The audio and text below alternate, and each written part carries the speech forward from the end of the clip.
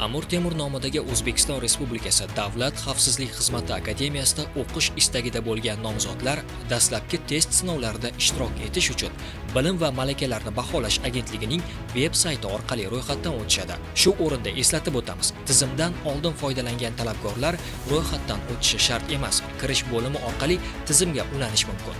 Yangi ro'yxatdan o'tish uchun abituriyentning pasport ma'lumotlari va telefon raqami kerak bo'ladi.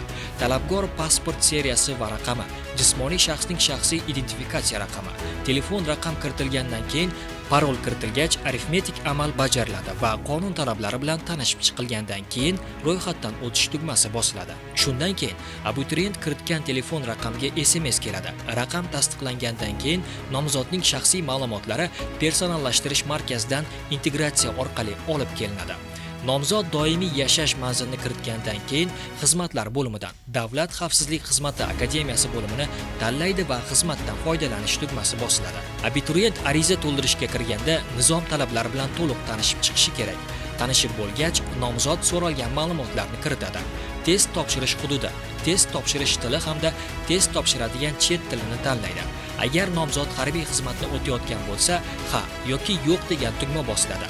Abituriyent so'ralgan ma'lumotlarni to'ldirib bo'lgandan keyin nizom talablari bilan tanishib chiqdim tugmasi bosiladi.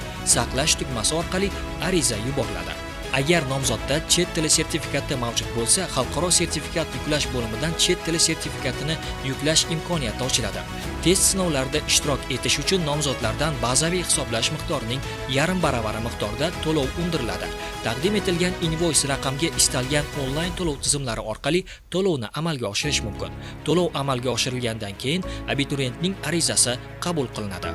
Nomzodlar Amir Temur nomidagi O'zbekiston Respublikasi Davlat xavfsizlik xizmati akademiyasiga bakalavriat ta'lim yo'nalishi bo'yicha kunduzgi ta'lim shakliga o'qishga nomzodlarni saralab olish va qabul qilish to'g'risidagi nizom talablari bilan tanishib chiqishi hamda ularga rozilik berishi lozim.